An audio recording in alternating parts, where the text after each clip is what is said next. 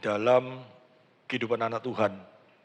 Apa yang harus kita rubah di dalam kehidupan anak Tuhan setelah kita mengaku bahwa kita telah ditebus oleh darahnya yang begitu mahal, yang tidak mampu kita bayar melalui apapun juga. Apa yang harus kita rubah dalam kehidupan kita?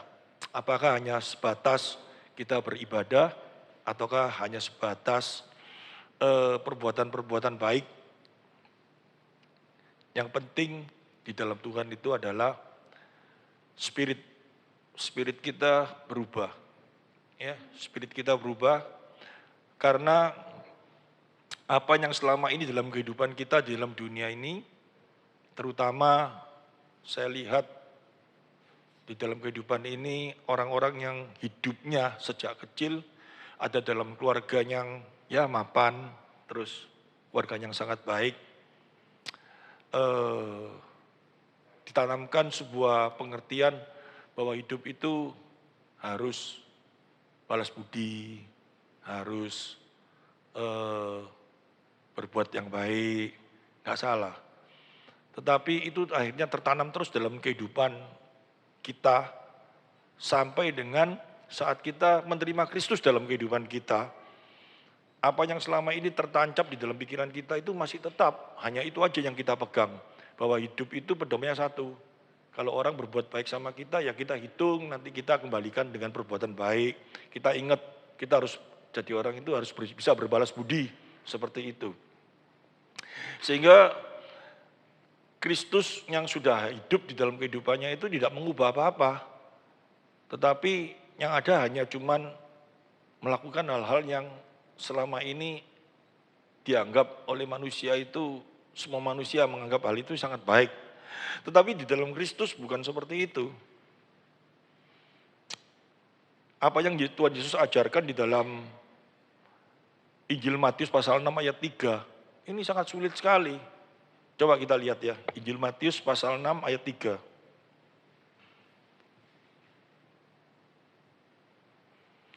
Tetapi jika engkau memberi sedekah, janganlah diketahui tangan kirimu apa yang diperbuat tangan kananmu.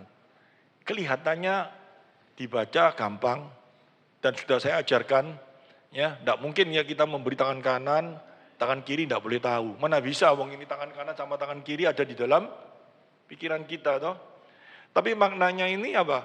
Kalau kamu memberi jangan mengingat-ingat. Memberikan kepada siapapun segala sesuatu jangan diingat-ingat segala perbuatan baikmu. Sehingga otomatis bagaimana? Dalam kehidupan ini bagaimana? Apakah kita setelah itu kita tidak, kalau orang memberi kepada kita, kita tidak ingat-ingat? Ya, kalau orang memberi kepada kita, kita boleh mengingat, kita ingin memberikan segala sesuatu kepada dia. Seperti itu? Atau bagaimana? Nah ini sangat saya rasa Jemaat Efrata ini kan sudah dewasa sekali di dalam kerohanian, sehingga saya berani menyampaikan hal ini. Karena ini akan mendobrak salah satu hal-hal yang terjadi dalam kehidupan bermasyarakat, yaitu apa? Soal balas budi. Segala sesuatu dihitung dari apa yang seseorang itu telah berikan kepada kita. Dia memberikan kepada kita, ya saya hitunglah. Dia sudah melakukan hal ini, saya akan balas, seperti itu. Jadi kita hitung terus seperti itu. Kalau kita hitung seperti itu akibatnya kayak apa? Misalnya si A, ya, dia pernah berbuat baik kepada aku seperti ini, aku harus membalas, benar ya? Nah, pada suatu hari dia perlu kita bantu. Dan kita merasa sudah membalas, melebihi apa yang sudah dia berikan kepada kita. Suatu saat dia datang lagi kepada kita, dia butuh. Yang ada dalam hati kita apa? Wah, aku sudah balas dia, sudah lebih, bener dah? Sudah lebih dari apa yang pernah dia lakukan padaku. Wis cukup. Atau ya kali ini aku maulah. Besok dia datang lagi, terus kita kayak apa? Cukup, aku sudah cukup balas budinya. Benar ya? Di dalam Tuhan seperti itu. Pada waktu Yesus menyampaikan di dalam khotbah di atas bukit, di dalam Matius pasal yang kelima itu, waduh, dunia itu rasanya terjungkil balik. Benar ya? Rasanya apa yang sudah menjadi tradisi dalam kehidupan ini dikikis habis. Karena kalau kita pakai pegangan yang seperti itu, dia melakukan hal yang baik sama saya, dia melakukan hal yang benar sama saya, waduh tak hitung. Wah orang itu nanti tak balikin seperti ini. Itu rasanya bagi pandangan seseorang, orang yang seperti itu sudah baik apa enggak? Baik. Wah luar biasa baiknya. Kita suami istri pun juga seperti itu enggak? Wah diingat-ingat dia pernah baik sama aku kayak gini. Banyak kebaikan. Ya Cik Bingbing itu baik sama saya, banyak enggak? Baik. Masak dimasak no, apa semua dia lakukan semua. Bajuku dicuci no, apa semua. Baik, diingat baik semua. Tapi itu kalau saya hitung terus, saya hitung kembali, saya sudah memberikan apa yang baik bagi Cik Bingbing? Banyak. Yang minta duit sama saya kasih. Dia apa saya kasih. Saya hitung. Hitung-hitungan, suatu saat saya rasa sudah lebih dari cukup saya berikan kepada dia. Terus dia merasa dia juga lebih dari cukup memberikan kepada saya. Akhirnya yang terjadi apa? Saling gini enggak? Aku bela nih kamu pagi-pagi, jam 4 sudah bangun, masak no kamu, bikin no kamu. Kamu keluar aku lebih. Gara-gara bikin no kamu, aku kerja sampai jam gini kayak kamu. Kamu akhirnya di rumah jadi apa? Kayak di neraka enggak? Perang kamu. Nah, di dalam Tuhan boleh seperti itu. Tapi ini sudah tertanam enggak sejak kita mulai lahir?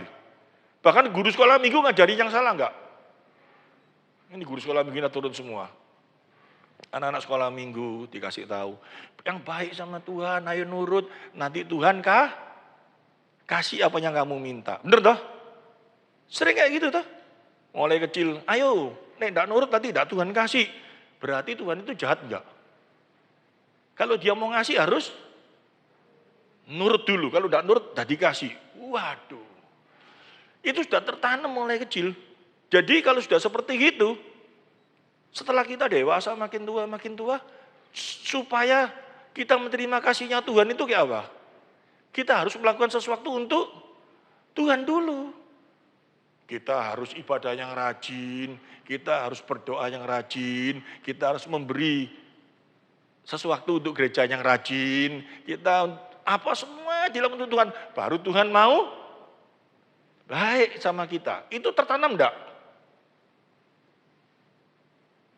Tuhan ajar kayak gitu? Ya, sekarang kok gede-gede semua. Tapi kenyataannya itu ada dalam benak kita enggak? Dan akibatnya sebuah pertengkaran itu yang terjadi gara-gara itu apa enggak? Pada waktu sama-sama sayang-sayang yang-yangan ya. Yang-yangan ngerti ya? Ya, enggak dihitung semua. Wah enggak ngitung guys. Apapun ya enggak ngitung. Pada waktu eker-ekeran keluar semua enggak? Hitungannya keluar semua. Catatan itu apa yang kita lakukan yang baik itu kita taruh disimpan di peti. Ya toh, aku enggak mau hitung-hitungan ambil kamu. Ya, apa yang aku sudah lakukan sama kamu yang baik-baik itu, aku sayang sama kamu, aku enggak hitungan lah ambil kamu. Kan bahasanya kayak gitu toh. Disimpan di peti, ditutup rapat, dikunci. Bener enggak? Tapi setelah gegeran, dibuka enggak? Dibuka mulai dilihat daftarnya. Ingat-ingat, wih itu bahaya itu. Kalau ingetannya tajam, sampai beli bakso pun dihitung. Bener enggak? Sudah tak bayari bakso berapa kali kamu ya? Keluar semua. Jangankan ngomong beli baju, bayar bakso pun dihitung, semua dihitung. Saya dulu ada pemain bass di sini, saya masih ingat tuh. Orangnya sekarang sudah dipanggil Tuhan juga. Ya namanya siapa? Adiknya Budi, Bagio. Saya masih ingat Bagio itu, saya ketawa. Dia pacaran sama anak, penari ngapel dari rumahnya Banyurip, ngapelnya ke daerah rumahnya Haryanto itu mana? Haryono di mana itu? Bukan yang jauh itu, Lakar Santi dalam mana? Daerah mana? Nganti dalam sana. Gegeran sama dia terus putus. Tak belani ngetek duit bensin piro iku. Pendino tak terno, akhirnya kayak ngono. Wah kurang ajar, tak hitung-hitung tak piro. Lu dihitung semua. Itu kenapa bisa kayak gitu? Katanya sudah kenal Tuhan. Padahal di dalam Tuhan diajari kayak apa? Tetapi jika engkau memberi sedekah, janganlah diketahui tangan kirimu apa yang diperbuat tangan kananmu. Kata sedekah ini jangan dianggap cuma memberi kepada fakir miskin, tidak. Tetapi arti memberi, jangan kau pikir-pikir lagi dalam hidupmu. Apa yang telah kau lakukan itu. Itu tidak mungkin bisa lah. Kita ngomong kayak gini ini gampang ya. Tapi dalam kehidupan kita sehari-hari, nggak mungkin. Nggak mungkin bisa. Tanpa kasih Kristus ada di dalam hati. Karena Tuhan Yesus ngajari apa? Ngajari sesuatu yang sulit lagi. Kalau orang bersalah sama kamu harus ngampuni berapa kali? 7 kali 7, tidak terbatas. Itu bagaimana caranya ada di dalam hati kita. Padahal kita ada hitungannya enggak semua. Kamu sudah berapa kali ya? Tak balas kamu semua, kebaikanmu sudah entek. Sekali lagi awas kamu. Di dalam Tuhan enggak ada kayak gitu. Mana bisa kita bahagia kalau kayak gini? Padahal ini diajarkan dalam Matius pasal 5 itu apa? Khotbah di atas bukit tentang berbahagialah, berbahagialah. Tapi nyatanya dalam kehidupan kita seperti ini. Sampai di dalam pelayanan pun, semua orang masih salah mengenai tentang apa? Hidup melayani. Nanti kita sama-sama belajar. Karena saya beberapa waktu yang lalu kan berbicara tentang perpuluhan. Toh. Mau akan saya sampaikan sedikit tentang perpuluhan. Tapi intinya perpuluhan bukan kamu harus membeli, kamu gak beli. Nanti Tuhan hajar kamu gak dikasih. Ini Tuhan sih model opo. Ya, saya tidak akan mengajar seperti itu. Tapi kita sama-sama akan belajar bagaimana yang benar itu. Jadi Matius pasal 6 kita mulai bongkar sedikit ya. Di mana tangan kanan memberi, tangan kiri gak usah tahu. Jadi kalau memberi itu gini. Tangan kanan, tangan kiri di sini. Enggak lah. Mau di sini di mana tangan kita sendiri kok, gitu. Kita tetap tahu. Tetapi jangan dipikir, jangan dihitungan lagi, gak usah dicatat, gak usah diapa. Gak bisa otak kita tidak secara langsung nyatet sendiri.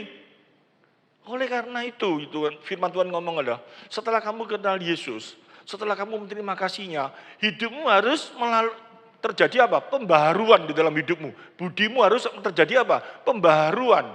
Bukan di-delete, tetapi apa? Ada satu pembaharuan. Pola pikiran berpikir, spirit kita di dalam segala hal, itu berubah. Pasti bahagia. Karena dunia ini kelihatannya membuat kita bahagia, tapi menjerat enggak? Jerat.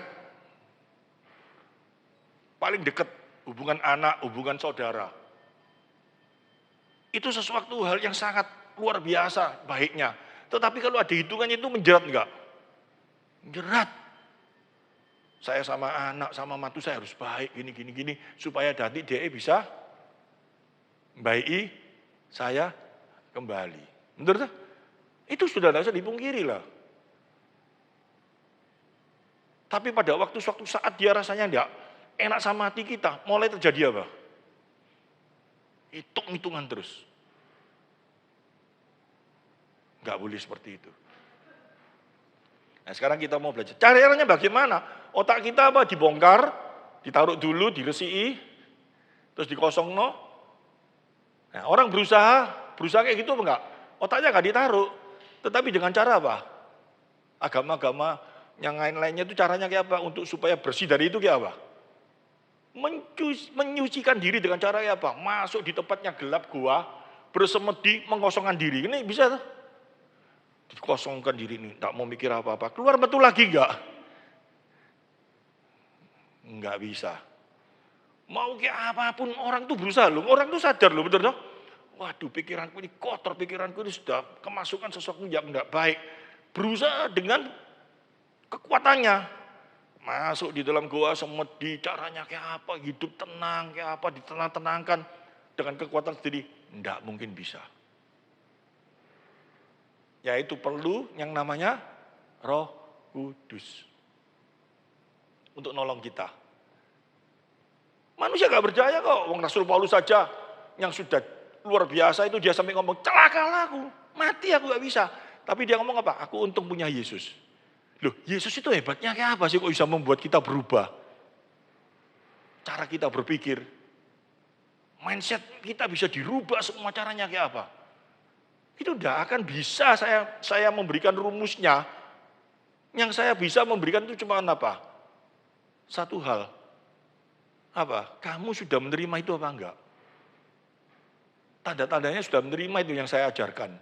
Kalau kamu sudah terima apa? Anugerah, kekuatan daripada Tuhan yang diberikan kepadamu.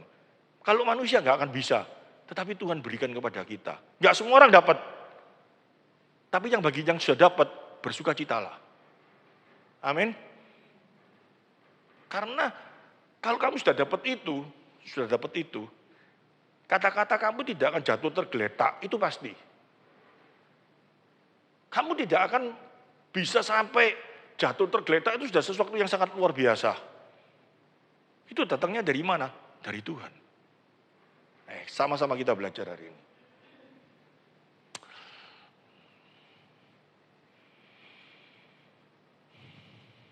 Kita lihat dulu ya.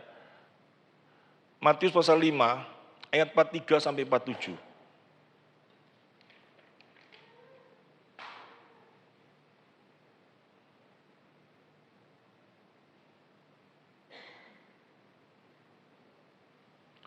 Kamu telah mendengar firman, kasihilah sesamamu manusia dan bencilah musuhmu. Ya. Terus, tetapi aku berkata kepadamu, kasihilah musuhmu dan berdoalah bagi mereka yang menganiaya kamu. Ini sesuatu yang menjungkir balikan sebuah kebiasaan pikiran manusia, benar ya? Jadi khotbah Yesus di bukit itu mengubah cara kita berpikir. Tanpa anugerah tidak bisa. Cara berpikirnya orang itu berubah. Karena sekarang banyak orang yang sangat bahaya ya. Seolah-olah sudah kenal Tuhan. Sudah percaya Tuhan, melayani apa semuanya. Tapi cara berpikirnya pancet. Dan orang yang kayak gitu, biasanya nomor satu tinggi hati. Merasa dirinya luar biasa. Ini kebanyakan kayak gitu. Dan coba kita lihat. Musuhmu berdoa baginya menganiaya kamu. Terus, karena dengan demikian kamu menjadi anak-anak Bapakmu yang di sorga. Yang menerbitkan matahari bagi orang yang jahat dan orang yang baik. Dan menurunkan hujan bagi orang yang benar dan orang yang tidak benar. Ini menunjukkan satu hal, anugerah umum. Cuma seperti itu ya. Jadi Tuhan itu aja ya tidak mengingat-ingat. Ini baik, ini jahat. Dia tetap memberi dengan segala sesuatu yang baik bagi orang itu. Tidak ada hitungan. Terus, apabila kamu mengasihi orang yang mengasihi kamu, apakah upahmu? Bukankah pemungut cukai juga berbuat demikian? 47. Dan apabila kamu hanya memberi salam kepada saudara-saudaramu saja, apakah selebihnya daripada perbuatan orang lain? Bukankah orang yang tidak mengenal Allah pun berbuat demikian? Nah, ini coba kita bongkar satu-satu. Ini hal yang seperti ini, kita ngomong anak Tuhan. Tapi dalam kehidupan kita, yang nyata, masih ada hal yang ditegur ini masih ada nggak dalam diri kita? Kalau kita sama seseorang yang kita anggap, orang ini baik sama aku. Sikap kita jauh lebih baik daripada rasanya, orang itu tidak baik sama aku. Ada enggak? Tapi di dalam Tuhan enggak boleh kayak gitu. Sama semua orang kita harus netral, sama. Bisa? Bisa? Enggak bisa. Sulit, rusak ini. Otak kita ini sudah rusak, luar biasa. Ngerti maksudnya? Kebiasaan kita sudah rusak. Saya pun ngakui kayak gitu kok. Orang itu baik. Anak aja gini. Anak ini baik, aku ya lebih baik. Anak ini kurang baik, aku enggak baik. Itu manusia biasa.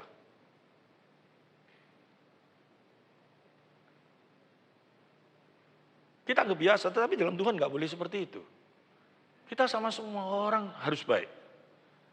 Tapi dalam satu pengertian loh ya, harus ada satu pengertian. Anak kita 3 misalkan. Ini yang nakal kita baik, yang nggak nakal selain, bukan urusan itu. Yang nakal ya kita hajar. Tapi dengan satu pengertian kita tetap baik, bukan benci. Ngerti ya?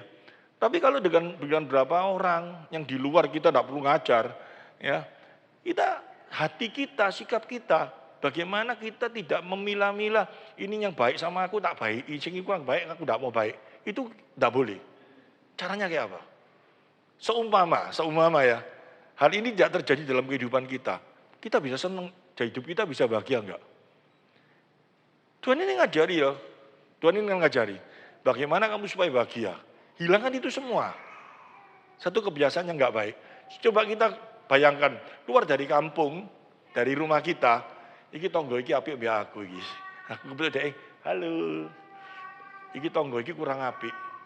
Ya lho. Wah ini bencekno, lho. Wah iki tonggo situ iki bencekno pol.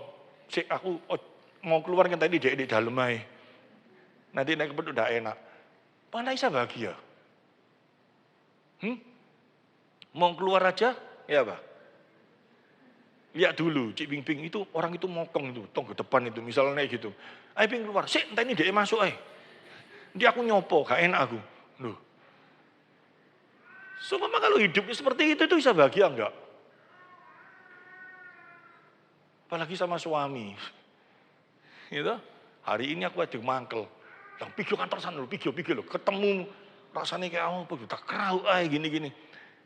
Bocek nopol sebabnya, rasanya kayak apa? Bisa bahagia? Enggak bisa. Katanya mau bahagia, harus dirubah enggak? Tapi kenyataannya kita enggak mau berubah. Pakai itu terus, akhirnya dari bisa bahagia, di gereja bahagia, happy ya, seneng luar biasa. Sampai itu tuh rumah, ketok tonggo sing bencekno iki bareng waktu pulang kebetuk tonggo sing baik-baik tok. Ya, wah seneng hati, seneng luar biasa enggak? Sampai rumah, waduh bahagia. Pulang dari gereja kebetuk tonggo sing bencekno. Mulai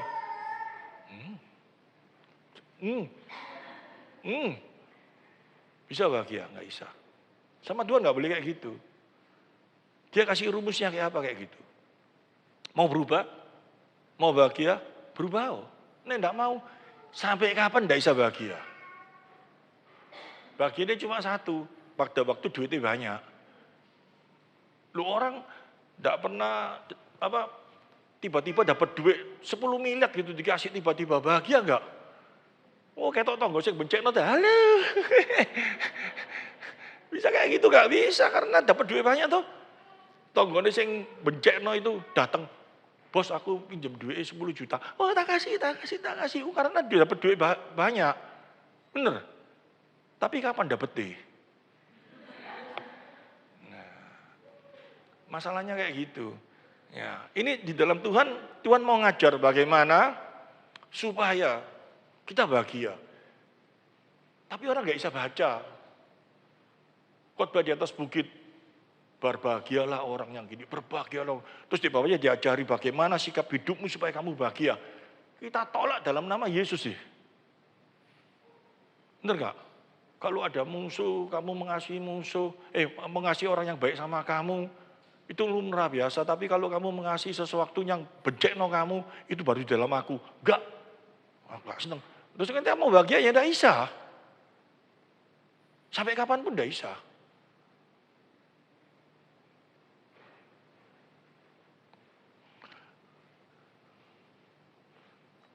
Harusnya bagaimana dulu? Harusnya kita menyelidiki hati kita dulu. Ngerti maksudnya? Hati kita ini sebetulnya siapa sih? Lah orang itu kalau suka menilai seseorang, tapi dia tidak tahu nilai dirinya sendiri. Akhirnya nilainya jadi kacau semua enggak. Karena ya gini ya, kita menilai seseorang, itu ukurannya siapa? Diri kita sendiri toh. Saya ulangi ya. Kamu menilai seseorang ukurannya kan dirimu sendiri. Gak mungkin kamu nilai orang itu jahat. Aku gak seneng. Karena tak banding nombi orang itu loh baik, orang itu baik. Urusannya apa? Dibandingkan dengan kita terus toh. Aku sudah gini. Karena kita tidak tahu diri kita sendiri. Kalau kita tahu diri kita, kalau kita ngerti diri kita, pasti kita sama setiap orang kita baik. Karena orang itu jadi jahat. Orang itu jadi tidak benar. Itu karena orang itu siapa? Kita barusan tahu, oh orang itu belum kenal Tuhan. Oh orang itu masih dalam posisi nggak ngerti yang namanya benar. Saya kasih gambaran ya. Ini ada anak kecil, ini paling gampang aja. Saya antem di psikologinya dulu ya. Ada anak kecil, ya umur 3 tahun lah. 3 tahun sudah bisa jalan ya. Sudah bisa sudah bisa ambil batu bisa ya. Ya, rumahmu dilempar sama anak 3 tahun. Duer, kacanya pecah gitu ya. Kamu keluar lihat, anak kecil. Waduh ya apa, paling gitu tuh. Tapi sing lempar, bapak duer. Kita nilai apa? Wis tuwek kurang ajar ini. Bener nggak? Kalau masih kecil, kita nilai kayak apa?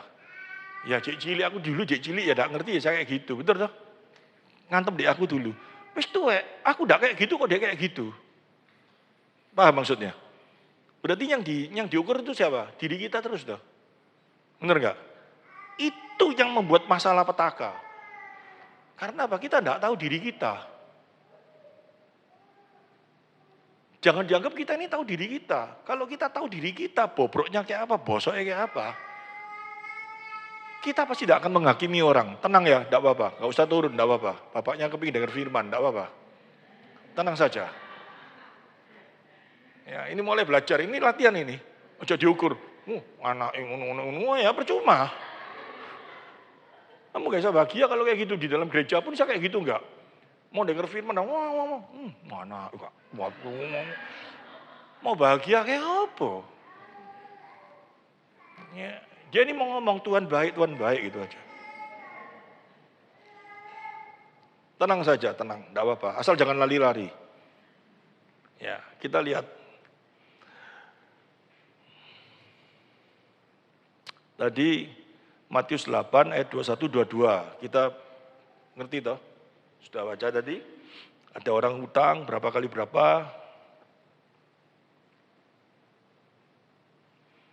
Kamu telah mendengar firman, kasihlah sesamamu, pujilah. Loh. Matius 18 ayat 21-22.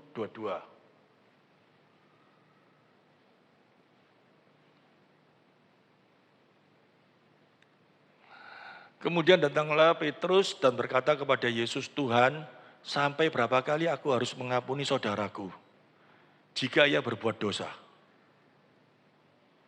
Ini nyata-nyata orang itu jahat sama dia itu. Dia ngomong, berapa kali aku mengampuni terhadap aku? Sampai 7 kali. 7 kali itu gini loh. Angka 7 harus kita ngerti ya. Dalam orang kebiasaan orang Yahudi. Kalau sudah 7 itu sudah pol, sempurna gitu loh. Anggapannya dia. Jadi kalau aku sudah ngampuni sampai berapa kali? Perkataan Petrus ini bukan aku ngampuni dia ini sekali apa 2 kali apa 3 kali gitu. Kalau di Surabaya itu berapa? Orang mokong sama kita hitung sampai berapa kali? 3 kali toh.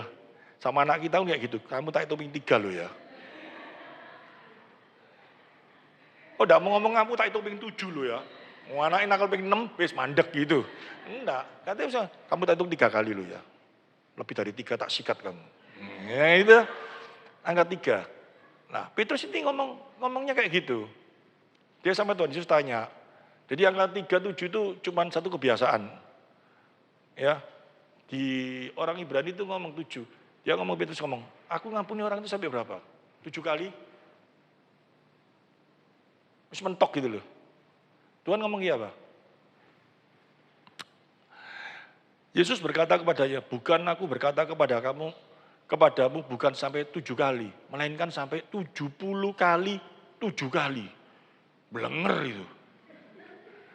Ya, 70 kali 7 kali, jadi tidak terhingga.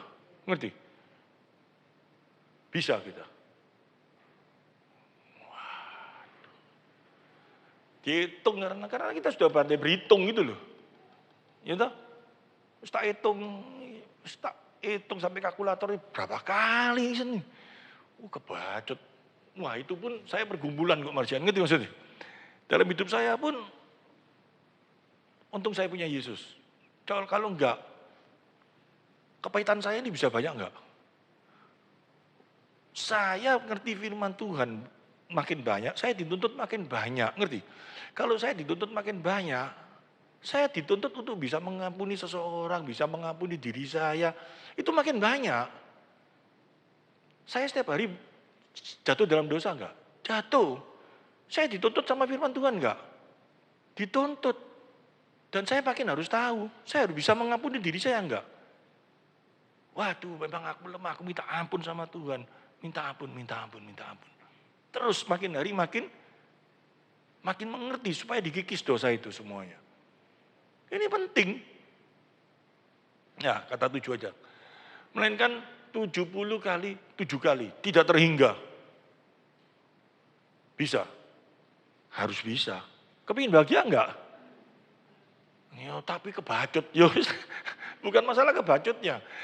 Saya kan ngomong ya, kalau dengan kekuatan kita, dengan kemampuan kita, sehebat apapun juga, enggak bisa. Sedikit keluar konteks ya. Firman Tuhan kan ada ngomong toh. Seorang wanita bisa dicerai apabila dia menyeleweng. Seperti itu toh. Sebetulnya saya bukan teman tentang terjemahan ini. Tapi karena di dalam bahasa aslinya, di dalam bahasa Inggrisnya, artinya sama juga. Tapi yang ada satu hal yang sangat terkejut itu apa? Di dalam firman Tuhan. Muridnya ngomong, kalau nyeleweng, ya nyeleweng, seorang perempuan yang nyeleweng, itu bisa dicerai, baru boleh dicerai. Terus muridnya ngomong, loh kalau kejadian kayak gitu, aku lebih baik gak kawin. Korelasinya apa? Padahal di dalam hukum-hukum yang dibuat sama ahli-ahli Taurat itu bukan seperti itu. Ada beberapa hukum yang keluar pada waktu itu. Seseorang wanita, kamu kawin dan kamu merasa bahwa dia gak bisa masak. Gak bisa masak loh. Masak goreng-goreng loh. Itu boleh kamu cerai. Seseorang wanita apabila rasanya sudah agak sesuai sama kehendakmu, boleh kamu cerai. Terus Tuhan Yesus ngomong kalau dia nyeleweng, boleh kamu cerai. Kalau selain itu kamu nggak boleh cerai.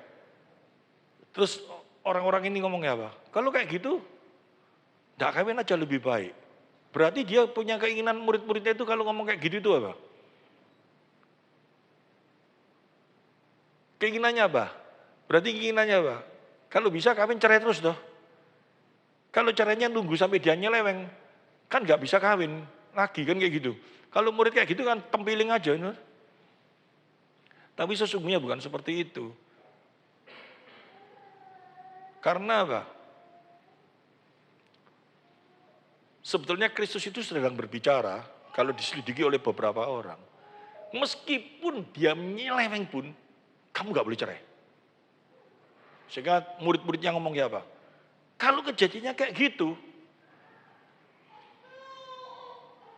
lebih baik gak kawin aku kalau kayak gitu loh. Nah, gambaran dalam perjanjian lama, kita masih ingat toh? Salah satu siapa itu? Disuruh kawin dengan seorang pelacur, dan pelacurnya itu akhirnya melacurkan diri lagi, tapi tetap disuruh sama pelacur itu. Itu gambaran Kristus dengan mempelainya. Kita ini sudah berapa kali melakukan dosa sama Tuhan. Tapi Tuhan tidak pernah menceraikan kita. Amin. Kita berapa kali menyakiti dia, menyeleweng, digambarkan seperti itu. Tapi dia tidak pernah menceraikan kita. Bahkan dia berjanji, sekali dia memilih kita. Bukan jadi bojoe lo ya. Dipilih menjadi orang pilihannya. Sampai kapanpun tidak bisa dipisahkan dengan apapun juga. Amin. Itu loh Tuhan kita. Dan kita disuruh seperti dia. Nah, ini pengertian yang harus kita, ini tadi saya ngomong keluar konteks sedikit ya. Jadi pedoman tentang cerai itu kita harus pegang seperti itu. Kita ini digambarkan seperti mempelai, ya dengan dia toh.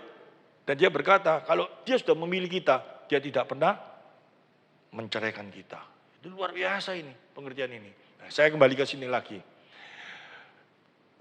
Yesus berkata kepadanya, bukan aku berkata kepadamu bukan sampai 7 kali, melainkan sampai 70 kali 7 kali. Tidak terbatas. Sulit ya?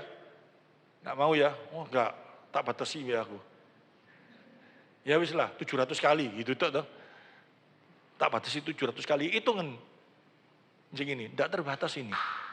Ngerti? Sulit, aku mau lah wis nurut, tapi tak batasi saat ini, enggak bisa. Tidak boleh dihitung. Lo mau bahagia enggak? Sekarang kembalikan ke situ. Kalau kita mau, aku enggak bisa, ya enggak mau bahagia. Jadi kalau kamu enggak bahagia, kamu susah, ojo ngerutu. Tuhan, aku ngakal Tuhan, aku enggak sebahagia gara-gara orang situ ini Tuhan. Moncek no Tuhan. Tuhan ngomong ya apa? 7 kali 7, 70 kali 7 kali. Ingat mau bahagia rumusnya? Tapi aku enggak bisa Tuhan. Ya wes, tanggung ngerti? Ya, sekali ini Tuhan kasih rumusnya lagi. Kenapa kamu kok bisa? Caranya bagaimana? Mau denger? Atau mau pulang? Silakan. Ya. Saya lemparkan lagi. Kita mulai masuk lebih dalam lagi ya. Di dalam Lukas pasal 7, ayat 36 sampai 50. Ini mulai buka rumus pertama. Ya, ini rumus yang pertama dalam kehidupan. Bagaimana sikap hatimu? Ngerti? Bagaimana dirimu? Ini dikasih gambaran dulu.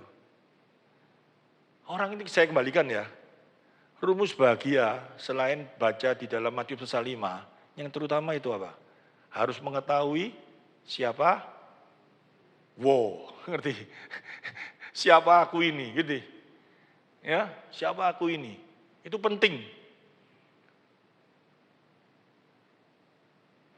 Yang paling tahu diri kita siapa? Mamaku, kon itu apa? Yang paling tahu diriku di siapa? Ya, diri kita sendiri, ngerti? Ya, caranya kayak apa?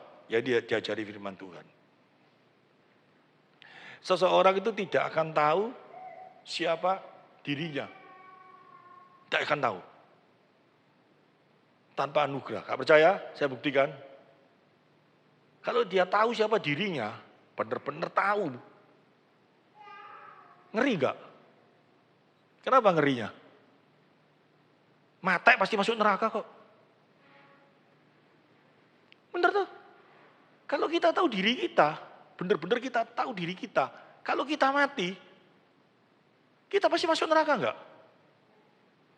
Enggak ada jalan keluarnya tuh. Sehingga kalau kita tahu siapa diri kita, waduh aku ini orang berdosa, aku ini tidak bisa cari keselamatan. Baru kita bisa cari Tuhan. Benar? Dan kita bisa tahu seperti itu, kita bisa ngerti kayak gitu, itu karena apa? Anugerah. Ini paham ini ya? Nah sekarang kita lihat. Seorang Farisi mengundang Yesus untuk datang makan di rumahnya.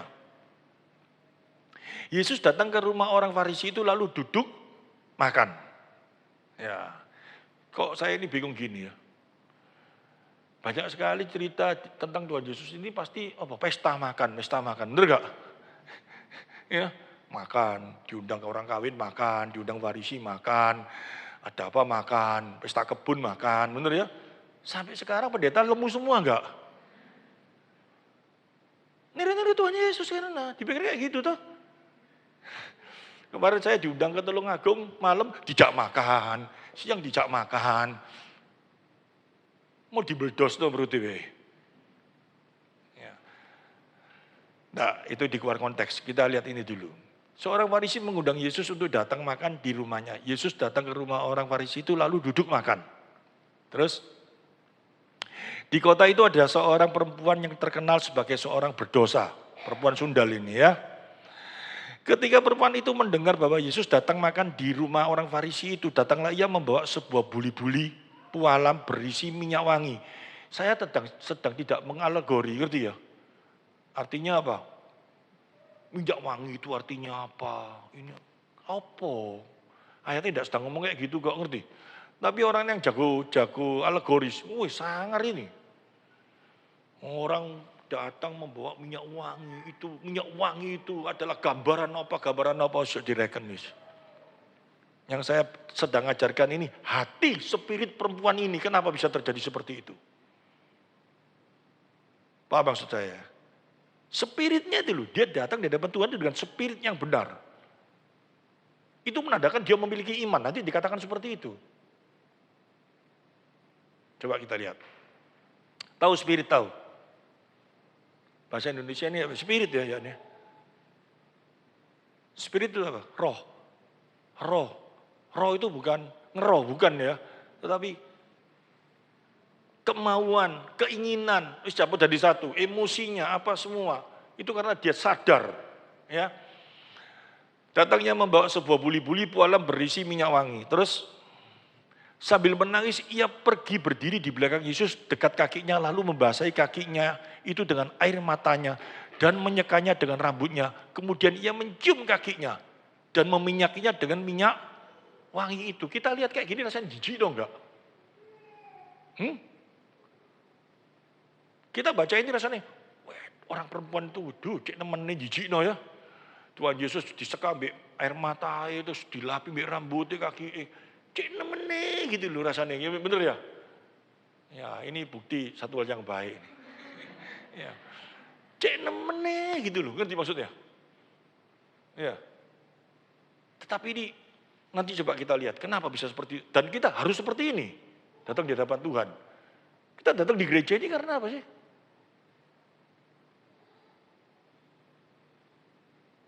Kita datang di hadapan Tuhan ini karena apa sih? Kita membawa apa sih? Coba kita belajar dari sini dulu. Terus, ketika orang Farisi mengundang Yesus melihat hal itu, ia berkata dalam hatinya, jika ia ini nabi, tentu ia tahu siapakah dan orang apakah perempuan yang menjamahnya itu. Tentu ia tahu bahwa perempuan itu adalah seorang berdosa. Wah, karena orang Farisi ini ngukur dirinya baik luar biasa, wis pokoknya luar biasa gitu ya. Dan dia ngukur bahwa dirinya itu wah, tingkat dewa gitu ya.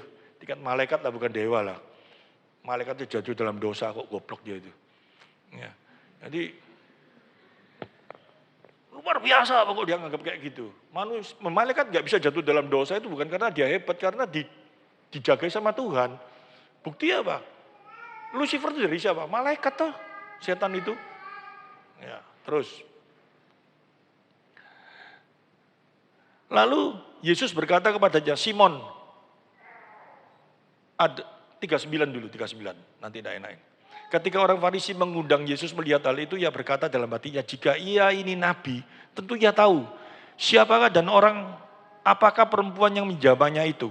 Tentu ia tahu bahwa perempuan itu adalah seorang berdosa. Terus, lalu Yesus berkata kepadanya, Simon, ada yang hendak kukatakan kepadamu.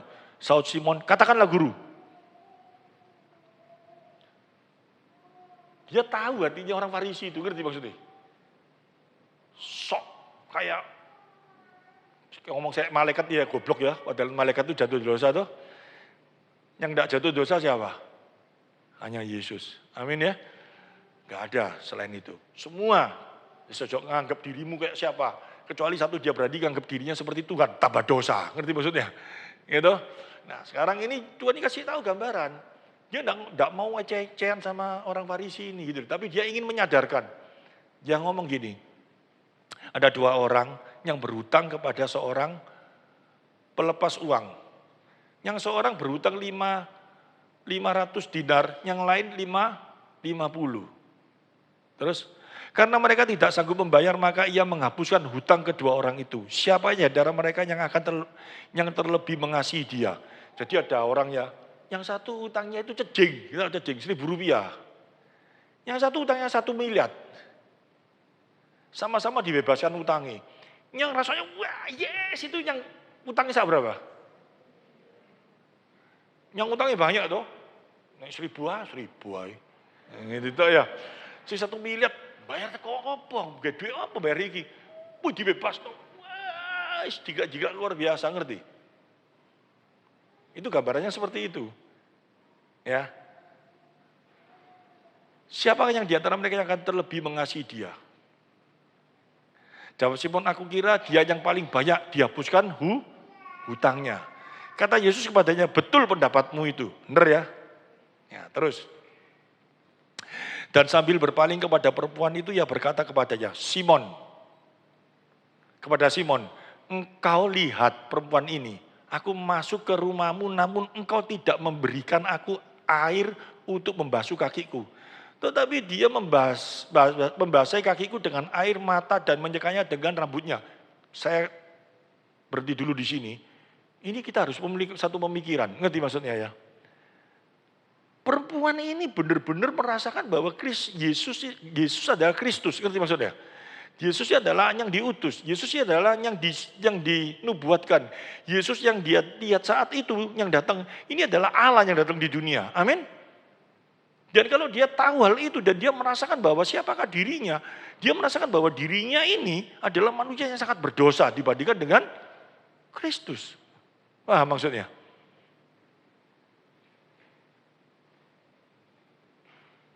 Pada waktu dia lihat Kristus, rasanya dia itu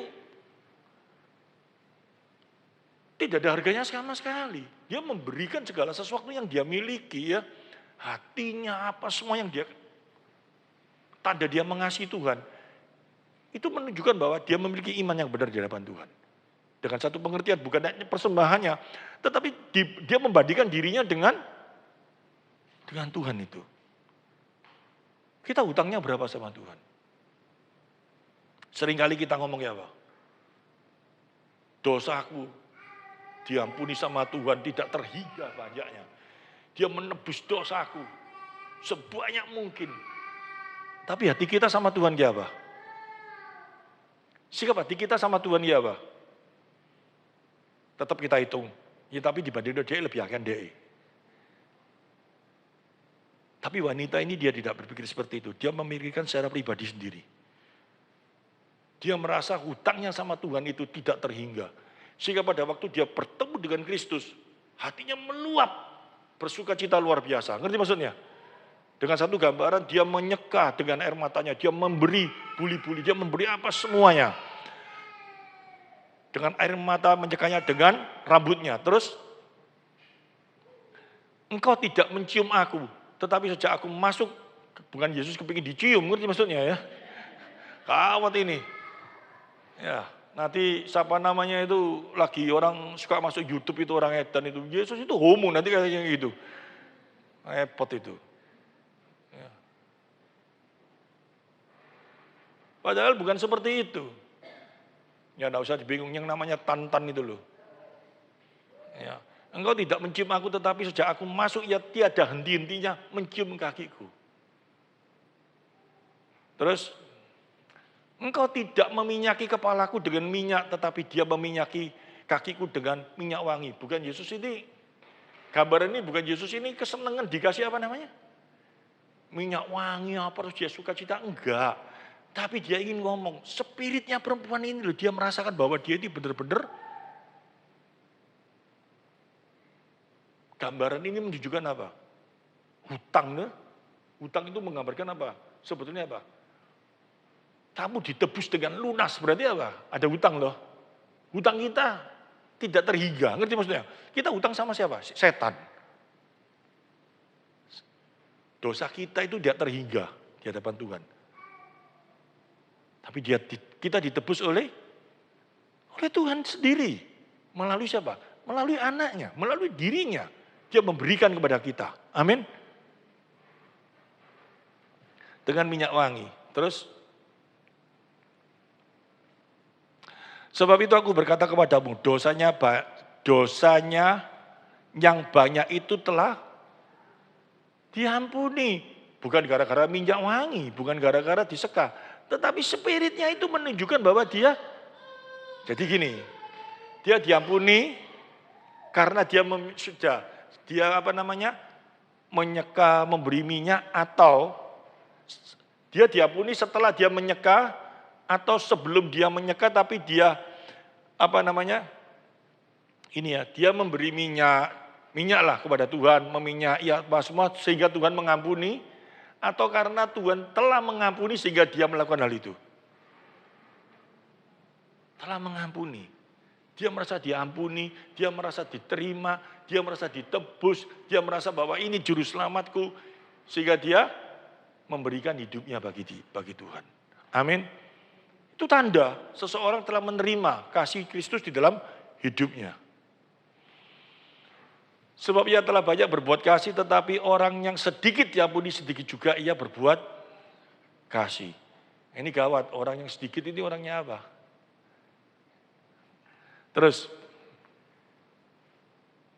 lalu ia berkata kepada perempuan itu, dosamu telah diampuni. Hati-hati ya, hati-hati. Dosamu telah diampuni itu bukan karena perempuan itu melakukan satu perbuatan. Ya, tetapi karena Yesus telah memberikan hidup yang baru kepada dia sehingga dia melakukan satu perbuatan. Bukti bahwa dia telah menerima kasih karunia, dosanya diampuni, yaitu dilihat dari perbuatannya. Ya, jangan dibalik. Nanti kita berusaha minta pengampunan sama Tuhan dengan cara apa? Perbuatan kita, nggak bisa. Kalau sudah kita lakukan kalau kita minta pengampunan sama Tuhan, kalau kita minta sesuatu sama Tuhan dengan perbuatan kita, akibatnya apa? Balik lagi, kamu nggak akan bisa bahagia. Kebahagiaanmu mutlak itu terjadi karena anugerah. Amin. Dengan kekuatanmu sendiri, dengan cara pikirmu sendiri, kamu tidak bisa bahagia. Kebahagiaanmu yang mutlak itu karena anugerah diberikan kepadamu. Anugerah itu berakibat apa? Kamu bisa kenal Tuhan. Saya teruskan dulu, 49, nanti kita bisa tahu. Dan mereka yang duduk makan bersama dengan dia berpikir dalam hati mereka, siapakah ia ini sehingga ia dapat mengampuni dosa. Ini hati-hati ya. Ayat 48, 49. Ini kalau saya ngomong, ini ayat jebakan iblis. Ngerti maksudnya? Kalau kita cara berpikirnya salah, kita bisa kejebak. 48, seolah-olah karena perbuatan wanita itu, yang seperti itu baru Tuhan ampuni. Ditegaskan dengan apa? 49, dan mereka yang duduk makan bersama dia berpikir dalam hati mereka, siapakah ia ini sehingga ia dapat mengampuni dosa. Ini hati-hati.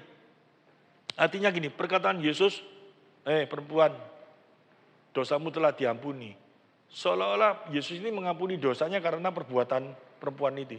Tapi Yesus sedang tidak mengajarkan hal itu. Dia ingin mengatakan bahwa perbuatanmu ini menunjukkan bahwa kamu telah diampuni. 50. Tetapi Yesus berkata kepada perempuan itu, imanmu telah menyelamatkan engkau. Ngerti maksudnya? Ini kata kuncinya. Tetapi Yesus berkata kepada perempuan itu, imanmu telah menyelamatkan engkau, pergilah dengan selamat. Artinya apa? Yang menyelamatkan dia itu apa? Imannya atau perbuatannya? Nyeka, karena kamu gosok sikilku dengan air matamu, karena kamu telah meminyaki kepalaku dengan minyak wangi, itu menyelamatkan kamu, atau karena imanmu. Nah, iman itu menuju kepada apa? Perempuan ini sadar bahwa yang dia minyaki, bahwa yang dia seka dengan rambutnya apa semua itu adalah Tuhan yang menjadi juru selamatnya. Itu yang menyelamatkan dirinya. Amin. Paham ya? Tipis toh. 48, 49, pengertiannya salah, kejebak kamu. Ya, woi perempuan itu, lalu turun ini. Kalau banter aku sebabnya nanti.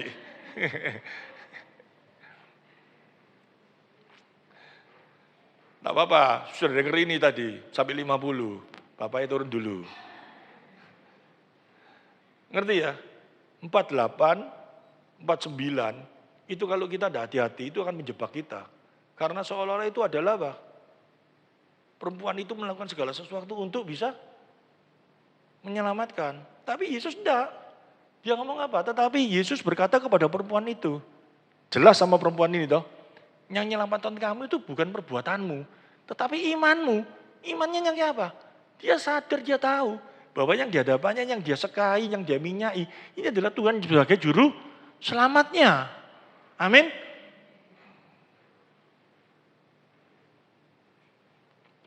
Ngerti sampai di sini? Nah, sekarang kalau kita sadar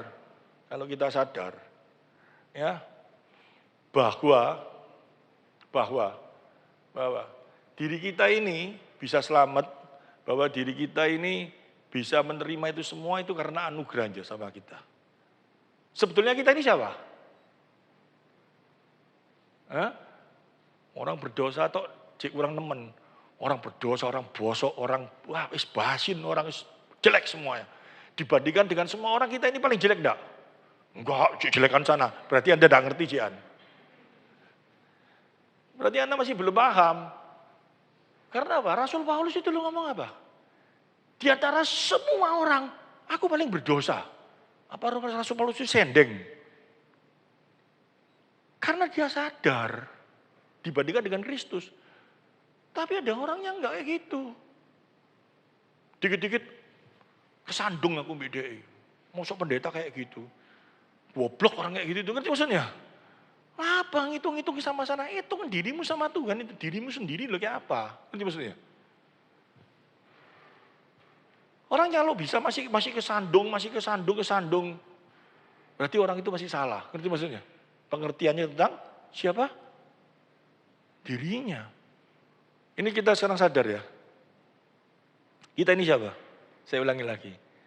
Malu mau ngomong, wah orang dosa, bobrok. Malu. Gengsi lah, aku masih lumayan lah. Gitu lagi. Ya tidak bisa bahagia. Sampai kapanpun dia tidak bisa. Kalau sadar seperti itu, kita ketemu sama orang yang bencekno, kita akan ngomong, aku lebih bencekno dari dia. Aku enggak. Orang itu jahat, aku saja lebih jahat dari dia. Tapi karena aku menerima anugerah kasih sayangnya dari Kristus, aku disadarkan. Ya orang ini jahat, aku harus menjadi berkat bagi orang ini. Bahagia enggak? Orang ini bencek nopol. Tapi karena orang ya, gede. Tapi coba anak kecil, mencek nopol. Ya tak ajari lah, cek jadi baik. Bener enggak? Masih bisa toh? Tapi nek seorang becek nopol, gak mau. Diukur sama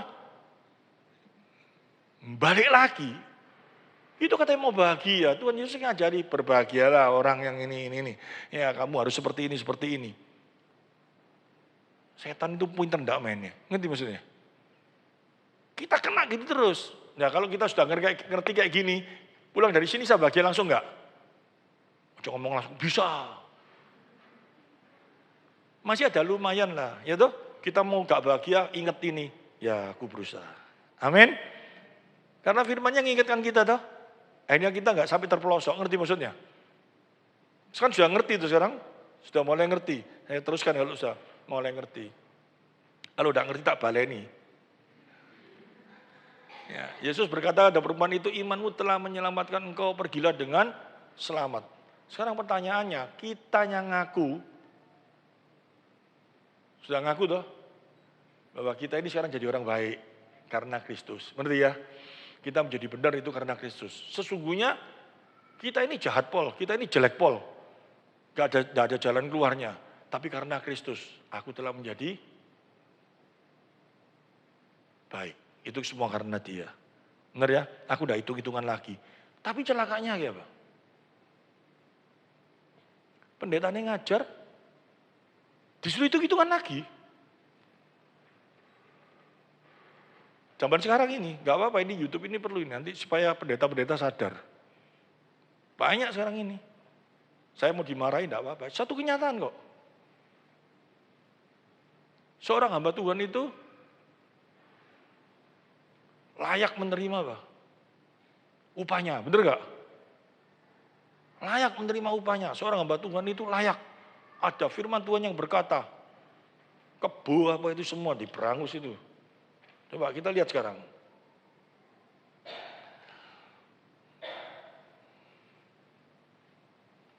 Di dalam 1 Korintus pasal 9, mulai ayat 1. Ini kalau tertanam lagi, kembali lagi, ya, dengan satu pengertian yang salah, akhirnya jemaat terbawa lagi.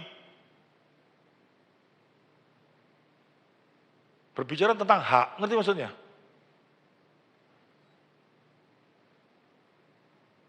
Kita punya hak enggak? Hak kita cuma apa? Sekarang ini hak kita ini apa? Loh, kalau mau jujur firman Tuhan loh ya. Kita ini hambanya Tuhan. Ngerti maksudnya? Kita ditebus dan kita sudah menjadi hambanya. Saya sedang tidak berteologi sebagai seorang hamba dan hidup sebagai hamba atau bukan. Kita juga sebagai sahabat, kita juga sebagai anak. Amin. Tapi kita tetap harus sadar bahwa kita adalah orang tebusannya. Kita menjadi miliknya. Segala sesuatu yang kita kerjakan hanya untuk dia. Bagi dia segala kemuliaan. Amin. Tidak ada untuk diri kita. Semua untuk dia. Bisa enggak di sana? Kalau nggak bisa di sana pasti nggak bisa bahagia. Ini sumber kebahagiaan di sana. Semua harus tertuju kepada dia. Baru kita bisa bahagia. Kalau masih tertuju pada kita, ada hitung-hitungan lagi enggak? Kalau sudah kepada dia, pasti nggak ada hitungan. Karena apa yang dia lakukan kepada kita itu tidak terhitung. Dan apa yang kita lakukan kepada dia itu sangat tidak ada artinya. Amin. Jika kalau kita segala sesuatu kita berikan kepada dia, kita tidak akan menuntut. Benar ya? Tapi disalahkan lagi. Pengertian tentang seorang hamba itu patut menerima upah. Dibantah sama Rasul Paulus loh. Kalau sadar bahwa dirinya itu siapa? Kita lihat. Bukankah aku seorang rasul? Bukankah aku seorang bebas? Bukankah aku telah melihat Yesus, Tuhan kita? Bukankah kamu adalah buah pekerjaanku dalam Tuhan? Ngerti maksudnya ya? Apa yang dia lakukan ini sesuatu yang sangat luar biasa. Karena ada beberapa orang yang menyangkal dia bahwa dia itu, Petrus itu, Paulus ini geleman, Paulus ini orangnya, mata duiten, Paulus ini apa? Paulus ini bukan berontak, tapi dia ingin menjelaskan sesungguhnya makna pelayanannya. Ngerti maksudnya? Ya, dia ngomong, ayat kedua. Sekalipun bagi orang lain aku bukanlah rasul, tetapi bagi kamu aku adalah rasul. Sebab hidupmu dalam Tuhan adalah materai dari kerasulanku. Jadi seseorang itu bisa menerima Kristus melalui apa yang dia beritakan Injil. Bukan karena dia, tetapi tetap semua karena Tuhan. Ya. Terus, inilah pembelaanku terhadap mereka yang mengkritik aku. Ayat 4, tidakkah kami mempunyai hak untuk makan dan minum? Nah, ini mulai dia ngomong ya. Tapi disalahartikan, ini yang ditekankan. Ngerti maksudnya? Ini jadi penekanan bagi sekarang orang-orang yang melayani Tuhan itu. Dia berhak menerima makan dan minum. Amin. Tapi zaman sekarang ya apa? Lebih dari itu. Seorang hamba Tuhan kalau datang di mana itu harus hotelnya yang bagus. Makanannya yang bagus. Karena dia seorang hamba. Itu kenapa? Tidak ngerti. Sekarang teorinya seperti itu semua prakteknya. Tapi kenyataan kalau kita baca ini apa? Tidakkah kami mempunyai hak untuk makan dan minum? Terus? Tidakkah kami mempunyai hak untuk membawa seorang istri Kristen dengan dalam perjalanan kami seperti yang dilakukan oleh rasul-rasul lain dan saudara-saudara Tuhan dan Kefas. Petrus itu pergi bawa istrinya gitu loh. Dia pun juga berhak tuh itu semuanya. Ya, hotelnya biar bayarnya lebih mahal gitu ya. Berhak. Jadi kalau dia datang sama istri sama anak itu hak ini, buktinya ini. Kefas pun bawa kayak gitu kok. Comot-comot ayat sini. Hak, karena dia sudah melayani dia harus dapat. Timbal balik seperti itu. Coba kita lihat terus. Atau hanya aku dan Barnabas saja kan yang tidak mempunyai hak untuk dibebaskan dari pekerjaan tangan. Dari sesuatu yang harus dia terima. Ngerti maksudnya? Dari apa yang dia lakukan. Terus, siapakah yang pernah turut dalam perperangan atau biaya atas pembiayaannya sendiri? Siapakah yang menanami kebun anggur dan tidak memakan buahnya? Atau siapakah yang menggembalakan kawanan domba dan tidak minum susu domba itu? Ini kan banyak dipakai toh. Benar toh? Ini haknya. Yang melayani harus dapat gini-gini semua. Penekanannya kok di sini tok. Kalau sudah di sini tok, akhirnya yang terjadi apa? Hamba Tuhan ini juga rusak enggak? Rusak. Cari jemaat sebanyak mungkin. Dilayani. Sekaya-kaya mungkin. Ditekankan membayar perpuluhan apa semua. Dan dia mulai ngomong, ini hakku kamu harus memberi. Waduh. Lupa. Seseorang itu bisa ngerti firman Tuhan. Itu karena siapa? Karena Tuhan dulu. Hamba Tuhan ini bisa ngerti firman Tuhan itu karena siapa? Dapat anugerah tuh. Sampai dia menjadi seorang pengajar itu karena siapa? Tuhan tuh. Penekanannya kok dia sekarang itu menuntut. Apa yang dia ajarkan itu karena dia dan dia menuntut. Ini sesuatu yang salah, ngerti maksudnya? Dan ini kalau sudah diterapkan di jemaat-jemaatnya akhirnya kayak apa? Turun ke bawah enggak? Aku melakukan yang baik, aku harus tuntut juga. Aku harus dapat. Tapi kalau coba kita lihat terus ya.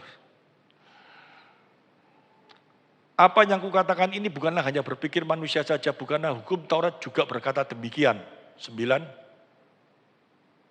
Sebab dalam hukum Musa ada tertulis janganlah engkau memberangus mulut lembu yang sedang mengirik. Lembukah yang Allah perhatikan? Enggak lah, manusia lah. Ngerti maksudnya ya?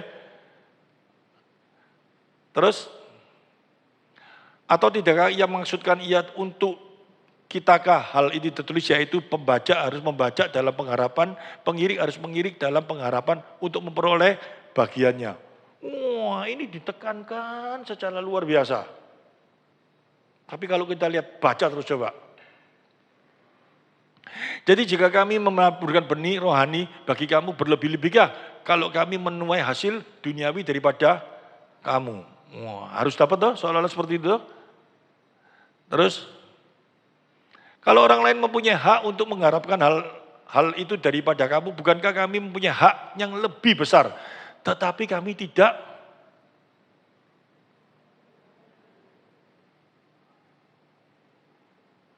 mempergunakan hak itu. Ini loh kalau baca, ya hamba Tuhan ya, yang dengar YouTube, tak apa-apa mau marah sama saya. Ini bacaan, ojo sampai berhenti di ayat 9 dan 10. 12 bacaan sekeras mungkin sambil berdoa. Mintalah kekuatan kepada Tuhan, ya, supaya bukankah kami mempunyai hak yang lebih besar, tetapi kami tidak mempergunakan hak itu, sebaliknya kami menanggung